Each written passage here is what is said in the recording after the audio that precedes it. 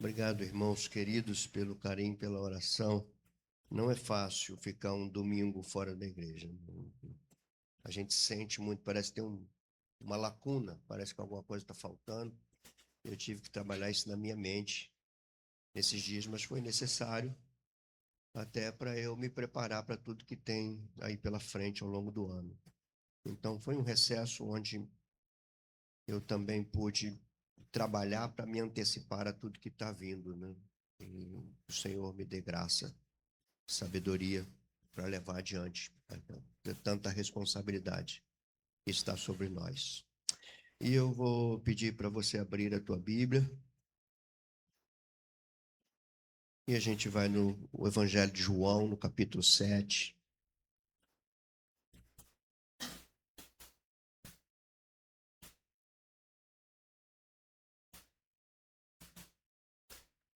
E a gente vai ler 3 versículos que estão num contexto de uma festa.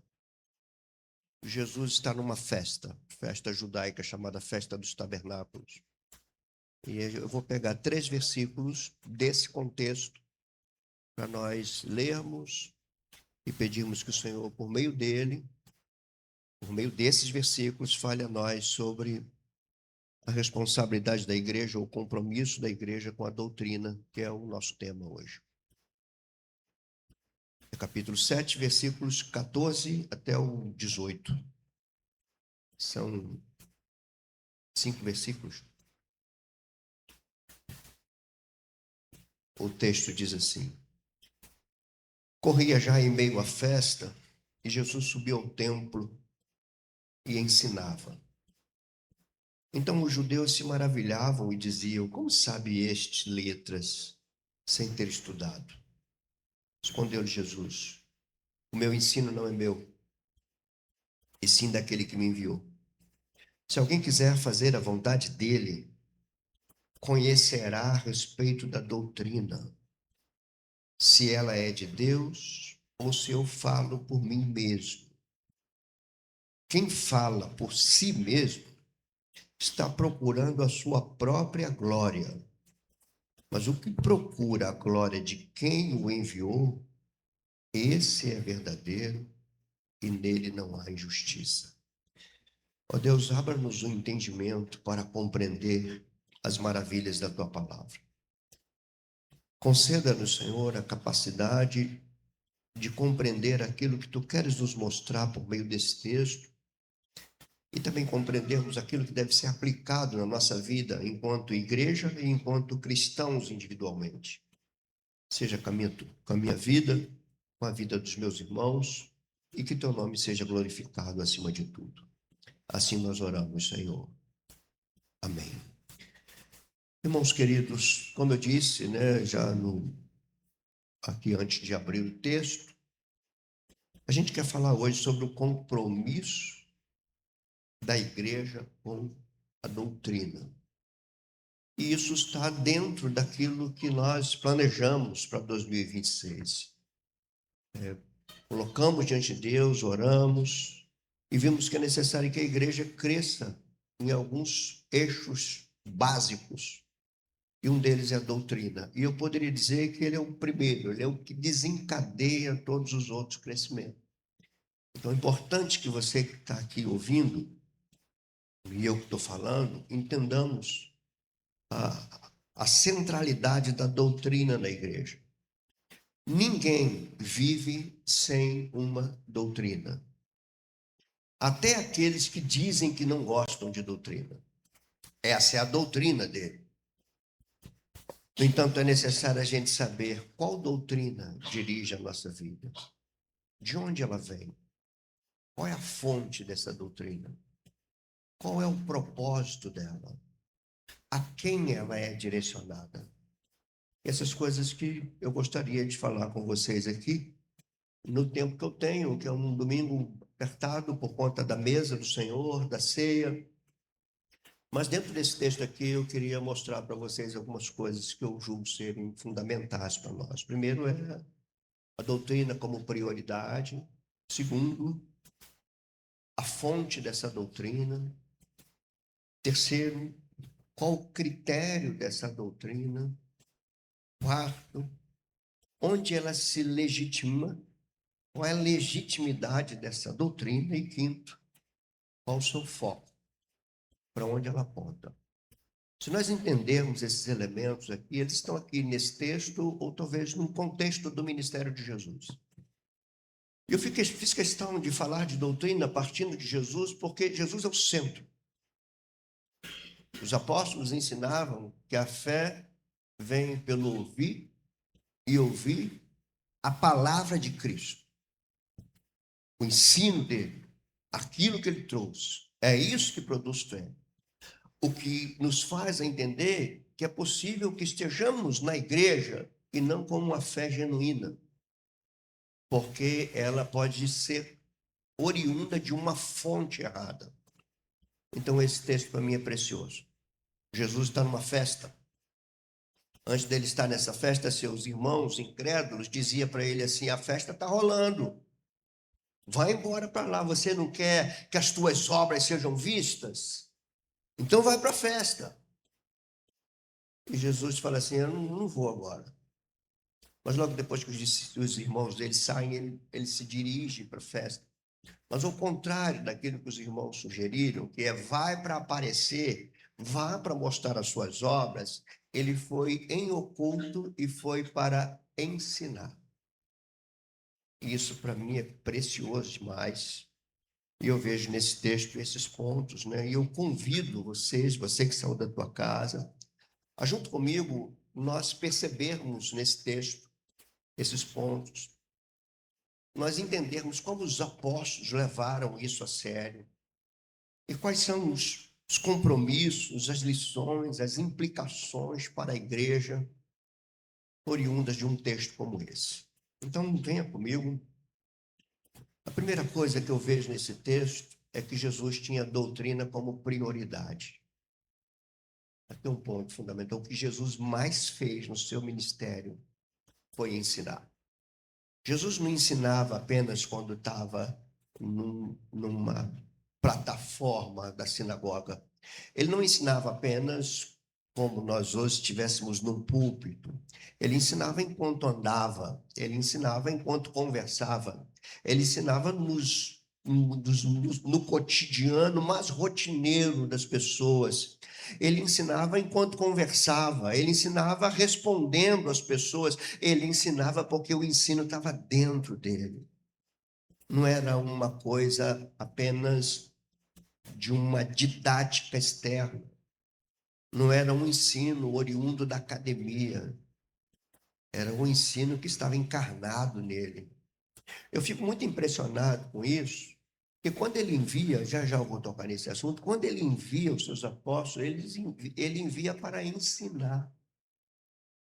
E nós, como igreja, o cerne da missão da igreja é pregar o evangelho e ensinar. E partindo desse ponto que o ensino era a prioridade de Jesus, e ele não ensinava algo que ele estudou para falar, ele ensinava algo que estava dentro dele. A fala dele, usando uma palavra bem do nosso tempo, a fala dele expressava a sua cosmovisão. A visão de mundo dele era exposta à medida que ele falava, que ele opinava, que ele respondia. E isso me chama muita atenção, porque nós estamos numa sociedade de múltiplas doutrinas, de relativismo ético, moral, de verdades relativas, de verdades que são atreladas a cada um. Pessoas que abraçam a verdade que melhor lhe convém, que mais lhe agrada, que mais lhe dá aquilo que ela quer. É nessa sociedade que a igreja está inserida. É nesta sociedade que ela está contextualizada. E é nesta sociedade que ela é chamada para ensinar. Significa, irmãos, duas coisas nesse primeiro ponto. Se a nossa prioridade não for ensino, a gente vai criar um movimento de entretenimento religioso. E como disse o Marcos na aula, a gente vai colocar tanto adereço na igreja que ela vai perder a sua essência. E a essência dela é didática. A essência dela é pedagógica. Quando Jesus enviou seus discípulos, ele não diz, vai, façam discípulos criando grandes eventos. Ele façam discípulos batizando e ensinando. Ensinando a guardar o que eu tenho ordenado a vocês. Então, essa é uma primeira questão dentro desse primeiro tópico, que é a doutrina como prioridade. Precisamos saber se isso tem sido prioridade na minha vida, na nossa igreja e na tua vida. Como prioridade na minha vida? Sim, se você prioriza o ensino para dirigir a tua vida, e se você prioriza o fato de você ter que ensinar também aqueles que estão à sua volta. A segunda implicação dessa primeira verdade é perguntar para nós mesmos se aquilo que nós ensinamos é algo que está dentro de nós, ou se é algo que nós apenas pegamos aqui e transmitimos para ali, como se fôssemos apenas um canal onde a coisa passa. A coisa tem que estar dentro de nós. Esse é um princípio bíblico da doutrina.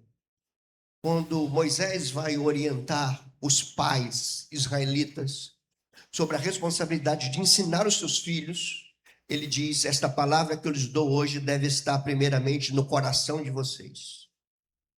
E depois vocês vão transmitir aos seus filhos. Eu creio, irmãos, que aqui o Senhor nos mostra talvez algo que a gente precisa reconhecer que temos falhado. Talvez a verdade da Escritura, o ensino de Jesus, o ensino dos apóstolos não estejam tão dentro de nós. Talvez a nossa visão de mundo não seja oriunda desse ensino. Talvez a nossa visão de mundo hoje, ela tenha sido forjada, ainda que sem percebermos, pelas diversas coisas que são colocadas diante dos nossos olhos e diante dos nossos ouvidos. Que é a prioridade de Jesus. Vale a pena entender o contexto, porque seus discípulos falaram assim, seus irmãos falaram assim, vai, você não quer aparecer? Mostra as tuas obras, que lá tem muita gente. Mostra as tuas obras lá, porque quem quer ser visto não pode ficar escondido. E ao invés dele ir para mostrar suas grandes obras, ele foi para ensinar. Diz o texto assim, ó, logo no versículo 16, ou melhor, logo no versículo 14.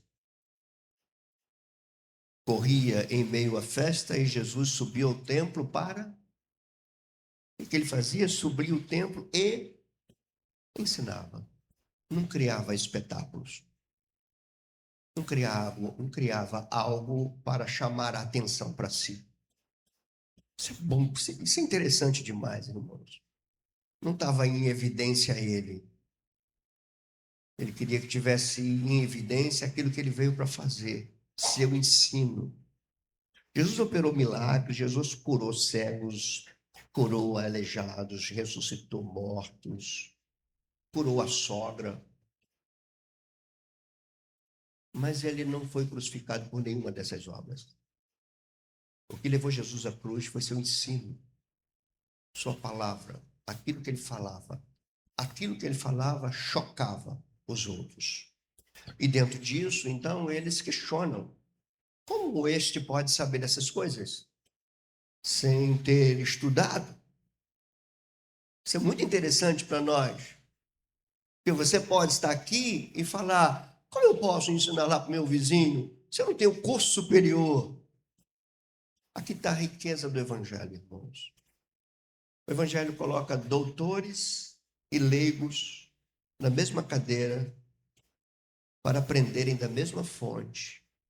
E tanto o doutor como o leigo estão debaixo da autoridade de Jesus para ensinar aqueles que estão à nossa volta. Isso é precioso demais.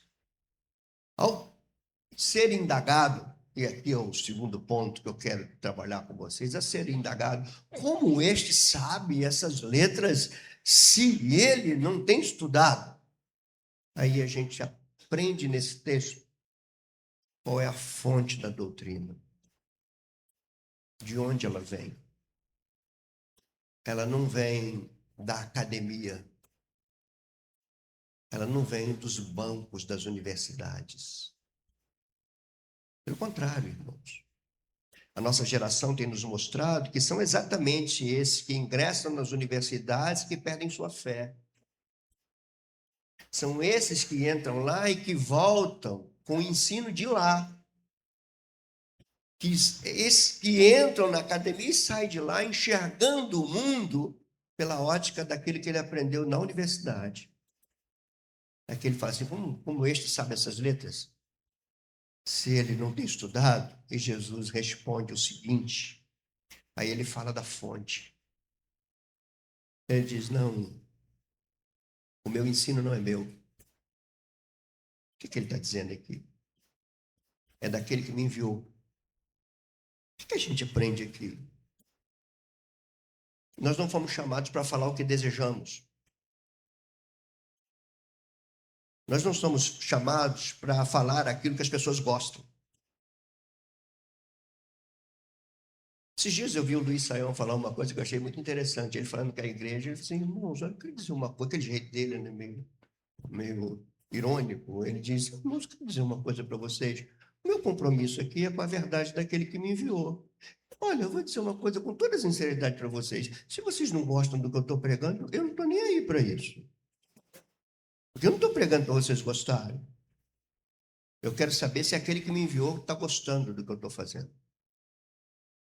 E não aqueles que estão ouvindo. Quando ele diz, esse ensino não é meu, esse é daquele que me enviou, ele está dizendo, eu não falo o que eu quero, eu não falo o que vem na telha, eu não falo o que eu desejo falar. Não se trata de boas ideias da minha mente. Não significa a capacidade que eu tenho de articular argumentos persuasivos. Não é isso, o ensino não é meu. Eu não sou fiel a vocês, eu sou fiel àquele que me enviou. Isso é impressionante, isso é esclarecedor. Isso nos confronta. O que ele está dizendo aqui? Eu não tenho como objetivo atrair o público. Eu tenho como objetivo ser fiel àquele que me enviou. A fonte do meu ensino é daquele que me enviou. Como eu tenho que aprender com isso, irmãos? Como somos seduzidos hoje a criar estruturas e falar coisas que atraiam público. E assim, como bem disse o mestre Markson, a gente, sem perceber, vamos perdendo a essência do que é ser igreja. Jesus não perdeu a sua essência. Quando lhe perguntaram, quando lhe indagaram, quando ele disse assim, eu sou a luz do mundo. Se você olhar para o Salmo 119, no verso 105, o que é a luz do mundo? O que é a lâmpada para os pés? Lâmpada para os meus pés é a tua palavra e luz para o meu caminho. Aí ele diz, eu sou a luz do mundo. É a palavra que sai da boca dele que nos ilumina, que nos orienta, que nos dirige, que nos conduz.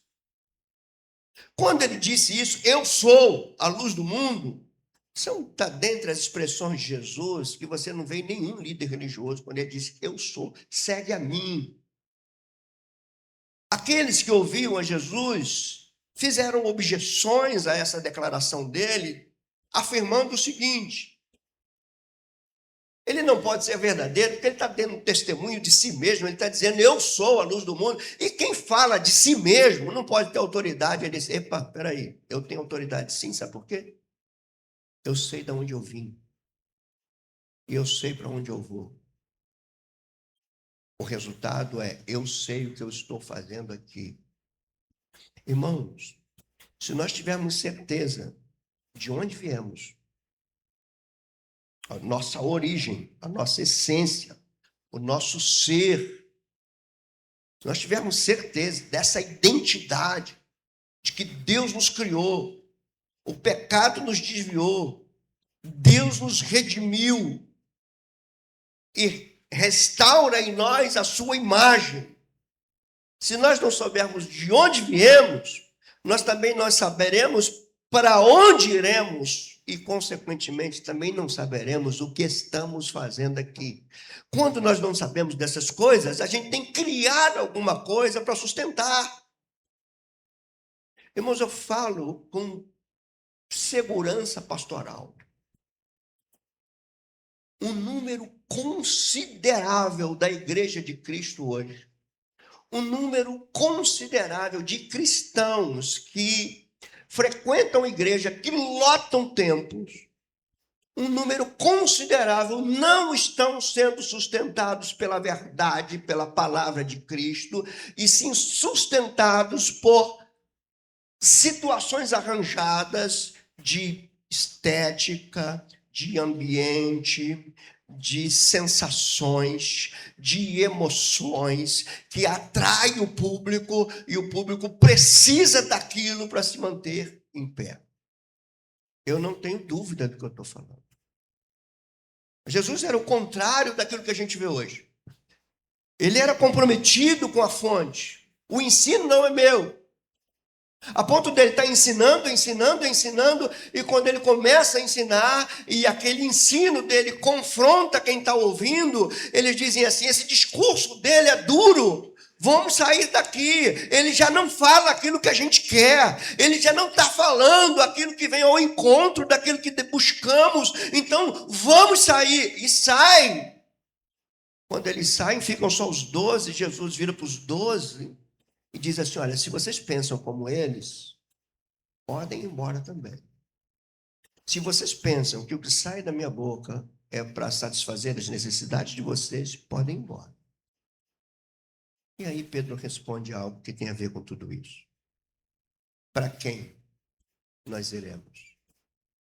Só tu tens a palavra de vida eterna. Essa é a fonte. Só Jesus. Por que só Jesus? Porque diz, o ensino não é meu. O ensino é do Pai que me enviou. O que eu estou fazendo aqui como pastor, gente?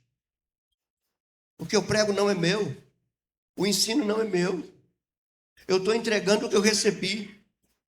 Eu não posso mexer nisso. Eu não posso botar minhas ideias nisso.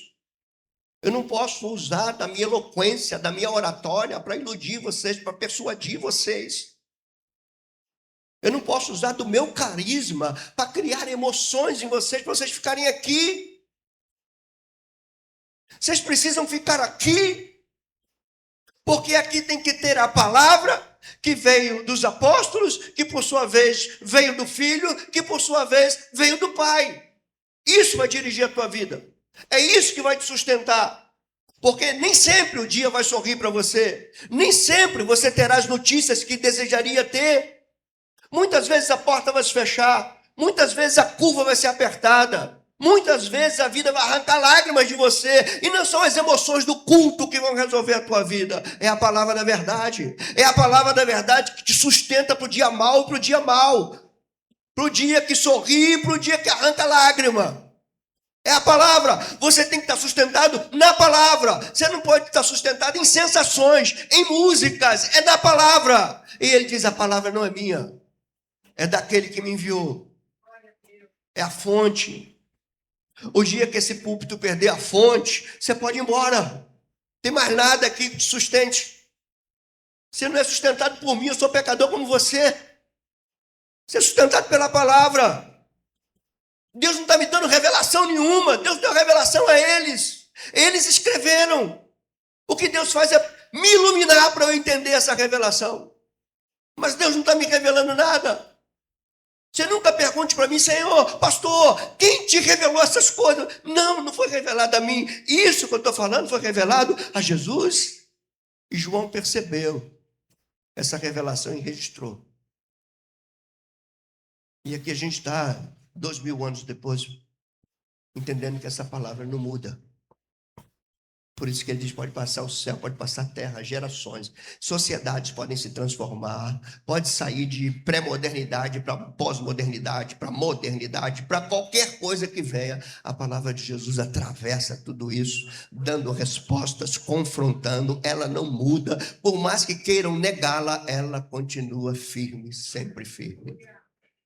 Ela é responsável da minha identidade. Eu só sei quem eu sou pela palavra dele. Eu só sei o caminho que eu devo seguir pela palavra dele. Eu só sei identificar quando eu erro pela palavra dele. Se tirar a palavra de mim, eu sou entregue a mim mesmo. E quando eu sou entregue a mim mesmo, eu sou uma tragédia para mim e para aqueles que estão à minha volta. Nunca queira ser entregue a você mesmo. Você será uma tragédia para você e para aqueles que estão à sua volta. Essa é a fonte.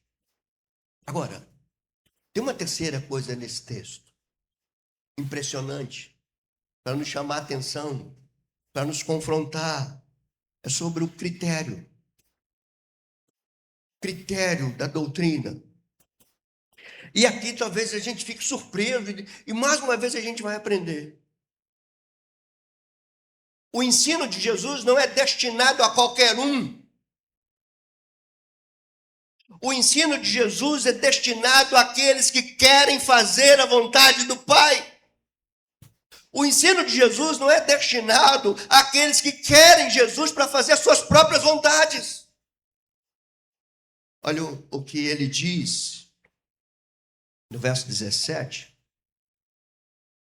Se alguém quiser, aí é questão de querer. Se alguém quiser fazer a vontade dele quem? Daquele que me enviou. Se alguém quiser fazer a vontade dele, conhecerá a respeito da doutrina. Aqui tem um ponto para confrontar a gente. Um cristão que não gosta de doutrina é porque não gosta de fazer a vontade daquele que nos enviou. Por isso que ele diz, olha, quem quiser fazer a vontade dele vai reconhecer a doutrina. Agora, quem quiser ele para fazer a sua própria vontade, não vai reconhecer a doutrina. Não vai querer a doutrina. Eu vejo, irmãos, tanto a minha vida como a tua vida, ela pode caminhar por uma estrada de destruição quando você direciona a tua vida pela sua própria doutrina. O Salmo 81 diz isso. Porque o Salmo 80, o salmista lamenta e fala para Deus assim, por que tu tiraste uma videira lá do Egito, que é Israel? Por isso que Jesus disse, eu sou a videira verdadeira, não é Israel, eu sou a videira verdadeira. Mas o Salmo 80, o salmista reclama, porque o Salmo 79 mostra Jerusalém sendo despedaçada. E o Salmo 80 vai dizer, por que tu tiraste aquela videira lá do Egito e colocaste nessa terra e agora arranca essa videira daqui? E o Salmo 81 responde, quando ele diz, Israel, se tu tivesse me ouvido. Israel não quis me ouvir. Então eu entreguei Israel à sua própria doutrina, aos seus próprios conselhos, às suas próprias vontades. E qual foi o resultado? A videira foi arrancada. Então, se você tem amor à tua vida, não dirija a sua vida por outra doutrina. Queira uma doutrina que faça você conhecer e amar a vontade de Deus. Precisamos reconhecer que fomos tremendamente mal instruídos dentro da igreja. Costumamos entrar na igreja para apresentar a Deus as nossas vontades, para que Ele as realize. Mas aqui Jesus fala assim, olha, qualquer aquele que quiser fazer a vontade daquele que me enviou, vai reconhecer a respeito da doutrina, se é de Deus ou se eu falo por mim mesmo. Irmãos, tem muita gente falando por si mesmo hoje. Muita gente. Muitas igrejas que são levadas por uma suposta revelação que um pastor, por um apóstolo, seja lá quem for, teve. Que sobe num púlpito e fala assim, esse ano vai ser o ano da tua restituição, e você acredita nisso. E você acredita numa coisa dessa. Quando eu digo você, eu estou generalizando, é claro. Mas são pessoas que falam por si mesmo. E o que o texto diz? Aquele que fala por si mesmo busca a sua própria glória. Irmãos, isso está diante dos nossos olhos. Essa geração está assim. E eu preciso que você me ouça, porque eu não vou parar de pregar o que eu tenho que pregar. Eu vou continuar pregando. mesmo que essa verdade venha ferir a mim e a você. Precisamos deixar que a verdade venha nos ferir, venha nos confrontar. Precisamos deixar que a palavra entre em nós como uma espada de 2 gumes, capaz de discernir os pensamentos mais secretos da alma. E a doutrina, o critério dela é essa: é para quem quer fazer a vontade de Deus.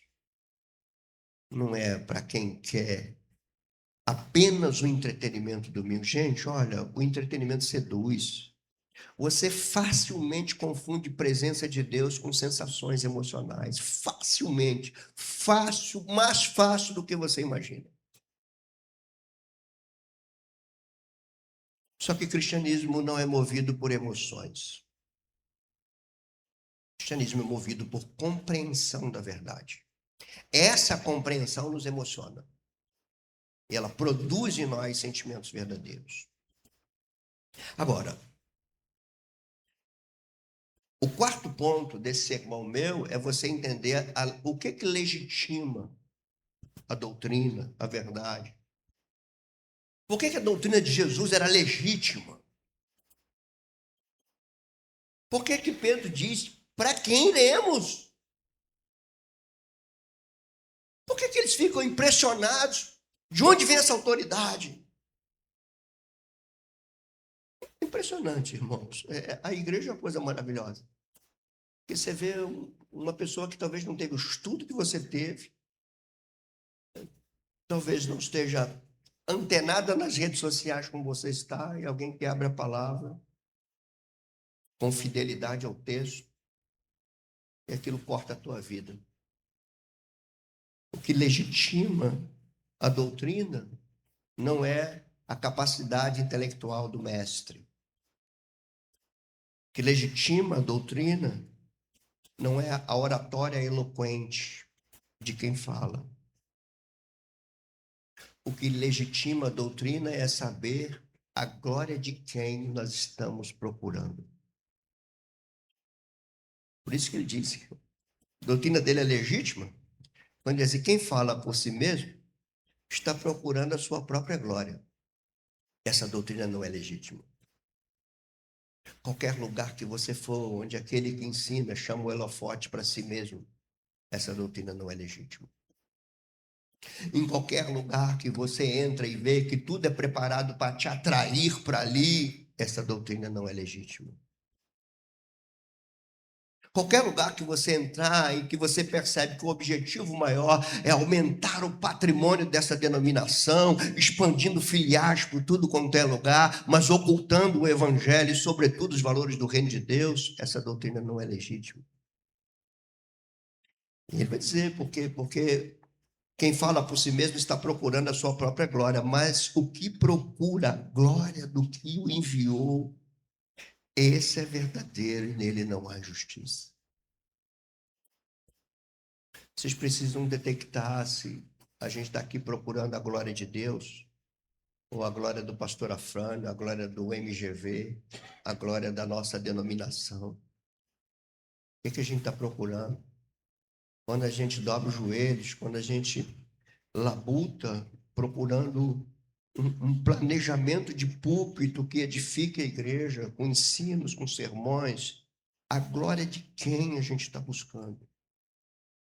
Será que a gente está fazendo isso como uma torre de Babel? Porque quem procura a glória para si mesmo constrói torre de Babel. Mas quem procura a glória de Deus constrói tabernáculos para sua habitação. Moisés, procurando a glória de Deus, construiu um tabernáculo para habitação por ordem dele. Mas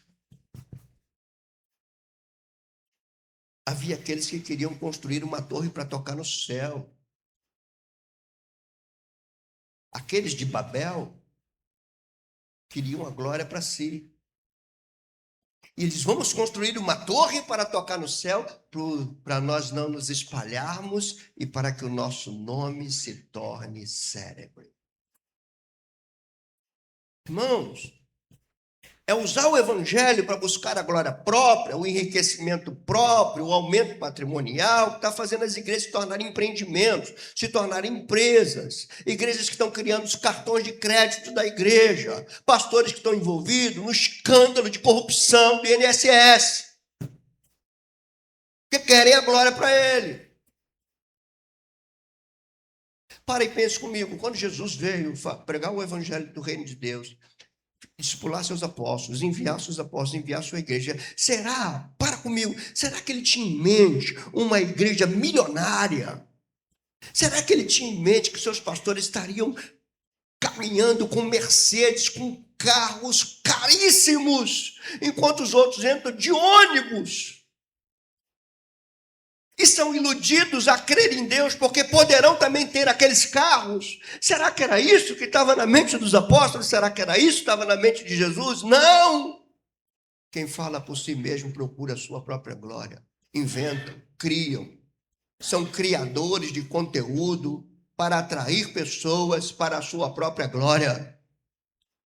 Paulo já corria numa outra estrada, quando ele diz assim: eu zelo por vocês com zelo de Deus, que eu quero apresentar vocês a um só esposo, noiva pura para um só esposo, que não sou eu, a glória não é minha, é a glória daquele que me enviou. São verdades aqui tão claras para nós o texto, né? Mas às vezes, de tanta gente ler textos, às vezes a gente não percebe o que ele está nos falando. E o último ponto é o foco da doutrina. E o foco da doutrina talvez não esteja nesse texto, ele está embutido nesse texto. Mas eu vou ler aqui um texto de Atos 1:3. E a gente vai ver nesse texto qual era o foco da doutrina de Jesus, que ele estava aqui ensinando no templo e ensinava por onde ele passava. Atos 1:3 diz assim: a estes também, que são seus discípulos, depois de ter padecido, se apresentou vivo. Esse Jesus se apresentou vivo com muitas provas incontestáveis, aparecendo-lhes durante 40 dias depois de ressuscitado. E a pergunta é: o que ele fazia nesses 40 dias depois de ressuscitado? E a resposta é: ensinava. E ele diz: falando coisas concernentes ao reino de Deus. O foco de Jesus não era o império humano. O foco do ensino de Jesus era o reino de Deus. O foco do ensino nosso não pode ser um império denominacional, uma grandeza denominacional. Se nós quisermos nos perdermos, vamos entrar por esse caminho. Mas se o nosso ensino tiver como foco o reino de Deus, os preceitos do reino de Deus serem ensinados corretamente para você aprender como é que se vive, como é que se convive, como é que você lida com a diversidade, como é que você lida na tua casa, como é que é ser marido, como é ser esposa, como é ser filho, como é ser patrão, como é ser empregado, como é ser vizinho, como é lidar com as notícias ruins, como é lidar com as notícias boas, o que é estar em cima, o que é estar embaixo, como estar por cima, como estar por baixo. São os valores do reino de Deus.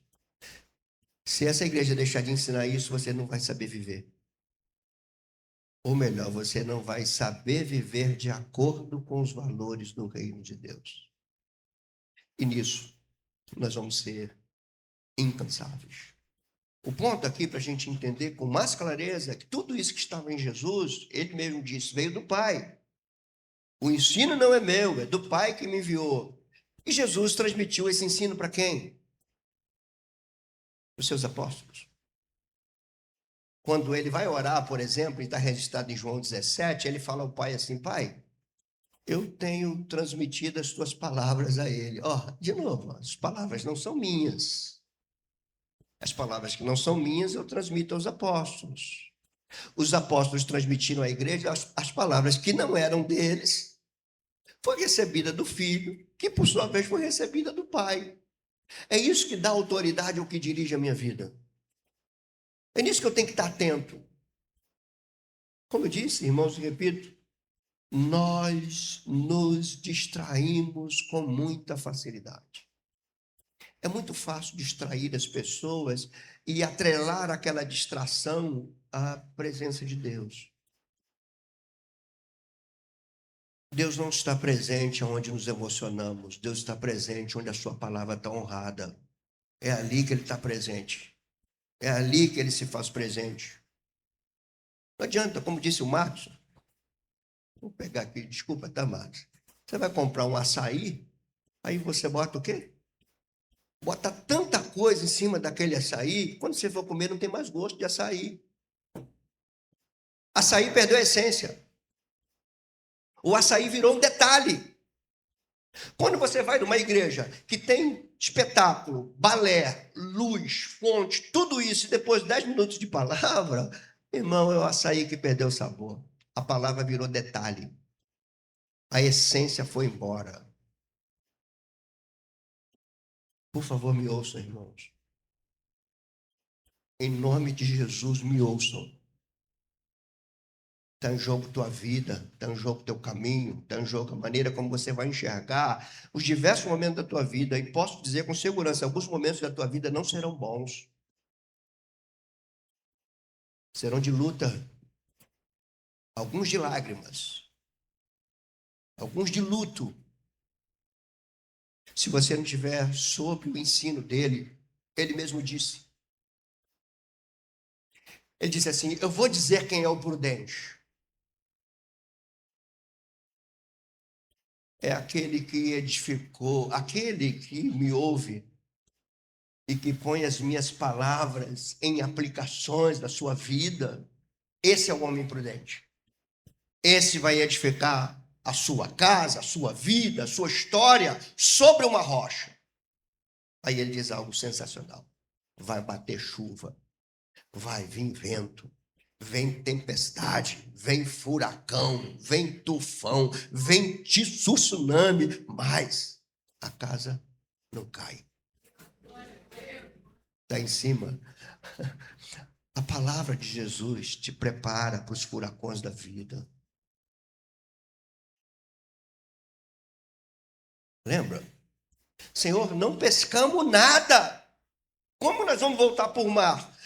A gente entende tudo de mar. A gente sabe quando o mar está para peixe, quando o mar não está para peixe. Passamos a noite toda, nós não pegamos peixe nenhum e tu estás mandando a gente voltar para o mesmo mar onde não tinha peixe? Ele diz, vai. E ele diz, e eles falam assim, então sobre a tua palavra nós vamos lançar as nossas redes. Porque talvez na nossa vida também a gente vive aí pescando, e a gente acaba não pegando nada. Às vezes nos iludimos com uma falsa pesca que depois vai embora. Então, se você ou eu passamos por isso, saiba de uma coisa: não é fugir da pescaria, não, é pescar debaixo da palavra dele. É isso que muda tudo. É encarar a vida debaixo da palavra dele. Quando ele envia os seus apóstolos, o que ele diz? Façam discípulos. Como? Batizando e ensinando. Ensinando o quê? O que eu dei para vocês. Ensinando a guardar o que eu vos tenho ordenado. O que os apóstolos fizeram? O que Paulo escreve aos coríntios que estavam lá cheios de problema? E Paulo diz, olha, eu, como um fiel construtor, lancei o fundamento. E o fundamento não sou eu. O fundamento é Cristo e seu ensino. Ninguém pode colocar outro fundamento. Ninguém pode colocar outro fundamento sobre a tua vida, debaixo da tua vida. A tua vida, ela não pode ser edificada sobre as suas pesquisas científicas, suas pesquisas, sobre a tua curiosidade de fuçar as coisas na internet. Não edifica a tua vida sobre isso, meu irmão, minha irmã. Você vai ruir. Edifica a tua vida sobre aquilo que é eterno. Não passa. Jamais passa. Diante disso, irmãos, a nossa ceia está atrelada a isso. A ceia lembra da redenção, não é isso? Nós fomos redimidos para viver segundo a nossa doutrina. Nós fomos redimidos para viver do jeito que a gente quer. Nós fomos redimidos, então, para nos servir de Deus e, pela fé, entre aspas, chamá-lo para corresponder aos nossos desejos? Não. Nós fomos redimidos para viver debaixo do querer dele, debaixo da doutrina dele. Então, algumas coisas precisam ser aplicadas na nossa igreja, e você, se você é membro dessa igreja, você é responsável por isso, e coisas para serem aplicadas na tua vida, como na minha, na vida de cada um de nós. E ouça essas coisas de uma maneira muito quebrantada e séria. Primeira coisa, entenda uma coisa. A doutrina deve ser a prioridade na igreja e na tua vida. Se a doutrina não é prioridade na tua vida, nesta manhã se arrependa. Se o fato de você vir aqui não é desejar a vontade dele por meio do seu ensino, arrependa-se. Essa é a razão de você estar aqui, a prioridade de você estar aqui é aprender dele, aprender como viver e agradar a ele, aprender a viver de um modo que o glorifique. É para isso que você tem o que te impulsiona para cá é isso, tem que ser isso. O que te impulsiona aqui é o desejo de responder à redenção com serviço. Culto é serviço. A palavra traduzida por culto quer dizer serviço. E é um serviço, como diz Paulo, racional, consciente. Consciência do que estamos fazendo. Por isso que não é correto. Às vezes a gente faz. É perguntar às pessoas se elas gostaram do culto. Porque o culto não tem que ser feito para você gostar. O culto tem que ser feito para aquele que é cultuado receber, gostar, dizer tenho prazer nisso. Este é o meu filho amado, em quem eu tenho prazer. Para isso que nós cultuamos. Então, o primeiro ponto para aplicar na tua vida. Olha, pergunta, é prioridade a doutrina na tua vida? É isso que você busca, é isso que você quer. Você se familiariza com a Escritura, você lê a Escritura, você busca enxergar o mundo à luz da Escritura. Porque você não vai ficar sem enxergar o mundo, você vai enxergar o mundo, mas as lentes que te levam a enxergar o mundo podem não ser as lentes corretas. Segunda coisa, a doutrina que dirige a tua vida deve vir diretamente daquele que te enviou. A doutrina não pode vir dos meios de comunicação, ela não pode vir das redes sociais. Irmãos, como eu vejo crente reproduzindo coisas das redes sociais, como se fossem as verdades, fazendo disso seu estilo de vida. Como eu vejo isso. Como eu vejo nos meus dias, crente pecando e os outros, ao ver o seu irmão pecar, eu admiro a tua coragem de ter feito, coragem de pecar. Coragem de fazer o que é errado. Coragem de fazer o que desonra o teu Deus. E alguém está dando joinha para você nas redes sociais.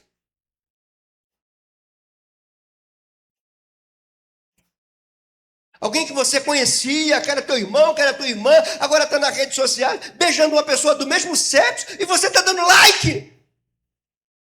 Você está aprovando isso? De onde vem o teu ensino? Qual é a fonte do teu ensino? O que dirige a maneira como você enxerga o mundo, a vida, as coisas? De onde vêm tuas opiniões? Como falamos aqui na escola bíblica, nós todos presenciamos, as pessoas torcendo por uma quadrilha dirigida por um professor na série espanhola Casa de Papel. As pessoas estavam torcendo pelo ladrão. Como é que a cosmovisão é distorcida sem a gente perceber? Somos luz, irmão, somos sal. Não pode ser desse jeito. Uma terceira coisa para você entender aqui, sair e aplicar na tua vida. A doutrina na tua vida só tem sentido se você desejar fazer a vontade de Deus. Isso não tem sentido. Se você quer doutrina para fazer a tua vontade, de Deus não se zomba. Aquilo que você planta é o que você colhe. Isso é imutável, isso é invariável. Quarto, a doutrina na minha vida e na tua vida deve ser para a glória de Deus e não para resolver nossos problemas, irmãos. Aliás, nós queremos resolver problemas que foram causados por não submetermos a doutrina dele.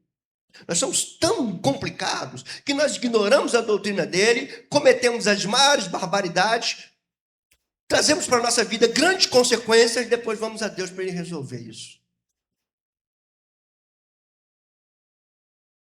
Não, irmãos. A doutrina dele na minha vida é para a glória dele. De eu viver para a glória dele, casar para a glória dele, trabalhar para a glória dele, estudar para a glória dele, viver para ele ser glorificado. Não é glorificado dando glória a Deus na igreja, irmãos. Vamos acabar com esse negócio que achar que dá glória a Deus é uma igreja que grita glória a Deus, glória a Deus, glória a Deus. Se glorifica a Deus quando os ensinos dele dirigem a tua vida, a tua forma de pensar, a tua forma de agir, de interagir, de responder, de opinar. Aí que você glorifica ele. E por último, entenda uma coisa. Sem doutrina, você nunca vai compreender o reino de Deus. Ele ensinava coisas a respeito do reino de Deus. Você nunca vai compreender o reino de Deus sem doutrina. Então, meus irmãos, ore por essa igreja. E como disse o texto que nós abrimos o culto, ela é chamada de coluna e baluarte da verdade, coluna e baluarte da doutrina. Se a igreja não guardar a doutrina, o que há desse mundo? O que será desse mundo? O que será das próximas gerações? Então, ore por isso. Será esta, irmão, de fato, a realidade dos nossos dias? Será que a igreja é a coluna e baluarte da verdade hoje? Será que você e eu estamos preocupados com a legitimidade da doutrina? Será que há essa preocupação em nós hoje? Ou será que nós temos deixado levar pelos ventos de doutrina, como Paulo tanto exortou aos Efésios, para que não mais sejais como meninos, arrastados de um lado para o outro, por todo o vento de doutrina, pela astúcia dos homens, daqueles que induzem ao erro? Será que ainda estamos querendo isso? Será que ainda queremos sensações domingo? Será que é isso ainda, gente? Pelo amor do Senhor, será que é isso que nós estamos buscando? Então o Senhor nos chama a tomar posição, centrar nossas vidas em Cristo, centrar nossas vidas no ensino de Cristo, centrar nossas vidas nos preceitos do reino de Cristo. Aplicar isso na nossa vida, trazer isso para a nossa casa, para a nossa igreja, para a nossa família, para os nossos filhos. Expressar isso quando falamos, quando agimos. E o Senhor vai ser glorificado. Irmãos, foi para isso que o Espírito Santo foi enviado. Jesus, quando fala do envio do Espírito, ele diz assim: vocês receberão do que é meu e ele me glorificará. Porque ele não falará por si mesmo. Ele vai falar tudo que ele também ouviu. Não há corte na doutrina. Ela é única. Recebereis do que é meu e ele me glorificará. Porque não falará de si mesmo. Isso seja de grande profundidade na minha vida e na tua vida. Uma igreja, se ela quer crescer, o ponto principal dela é perseverar na doutrina dos apóstolos, porque os apóstolos guardaram a doutrina de Cristo, porque a doutrina de Cristo era a doutrina daquele que o enviou. Assim nós estamos seguros. Senhor, nós vamos para a tua mesa lembrar da redenção, e não há como lembrar da redenção sem entender o propósito dela. Não fomos redimidos para nós mesmos, Senhor. Fomos redimidos para sermos imagem tua, expressão tua, corpo do teu Filho, representante de um reino que chegou e que será consumado. Embora vivamos no mundo que jaz no maligno, nós somos teus filhos. Embora vivamos no presente século, nós não nos conformamos a ele. É a tua palavra, teu ensino, tua doutrina que devem nos guiar, Senhor. Orienta-nos enquanto pegamos o pão, enquanto pegamos o cálice, para entender que aliança chama comprometimento. Que nossas mentes sejam esclarecidas, iluminadas, nosso coração aquecido, e o nosso ser totalmente disposto a fazer aquilo que tu nos chamas para fazer. Assim oramos, em nome de Jesus. Amém.